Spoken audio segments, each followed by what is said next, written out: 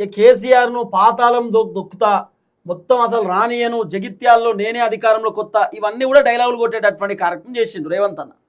నిన్న మాట్లాడేటటువంటి కార్యక్రమం చేసిండు. ఒకటే ఒక సినారియో కనబడుతున్నది. అదేంటంటే అగ్రెసివ్గా మాట్లాడిండు.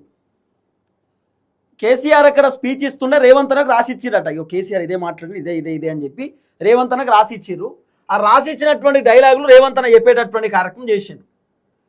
రేవంత్ అన్నకు రాసిచ్చిర్రు డైలాగులన్నీ, ఇవే చెప్పాలా సార్ అని చెప్పి. అందుకే కేసీఆర్ని పాతాళంలోకి దొక్కుతా, జగిత్యాల్లో మళ్ళీ మేమే జెండా బాత్తాం. ఇప్పుడు జగిత్యాల్లో జెండా బాతింది మీరేనా? జగిత్యాల్లో జెండా బాతింది బీఆర్ఎస్ని తీసుకొచ్చి కాంగ్రెస్ పార్టీలో కలుపుకొని ఇగో రేవంత్ అన్న మాట్లాడుతున్నాగా జనాలు వెళ్ళిపోయారు. ఇగో ఎగ్జాక్ట్లీ కేసీఆర్ గురించి రేవంత్ అన్న మాట్లాడుతున్నాడు, పబ్లిక్ వెళ్ళిపోయారు చూడండి.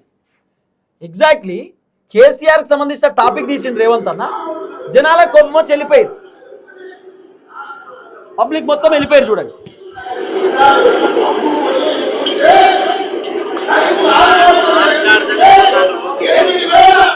మాట్లాడుతాండి పోతాంటే చిత్త అవుతుంది బాగా ఫెయిల్ అయింది మొత్తం. ఇవి వాడ బిక్కున్నాడు బాబాయ్, ఇవో గేట్లు బీకెళ్ళు, గేట్లు బీక్కొని పోతాను ఘోరం. ఇగో వాళ్ళు గొనిత్తాయిలు పోలీసు వాళ్ళు అయినా వీళ్ళు బీక్కొని వస్తారు. ఇగో ఘోరం జరుగుతుంది సభ. ఇగో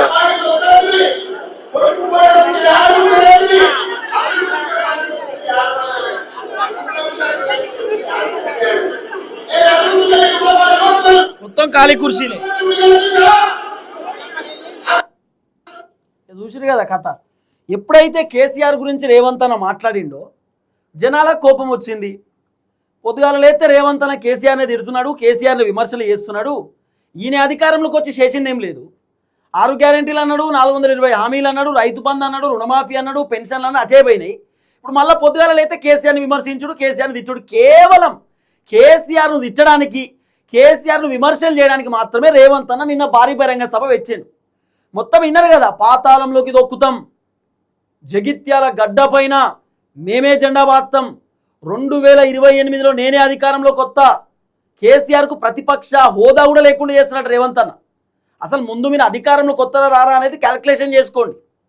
ముందు మీరు అధికారంలోకి వచ్చే అవకాశం ఉన్నదా లేదా అనేది క్యాలిక్యులేషన్ చేసుకోండి ఒకసారి.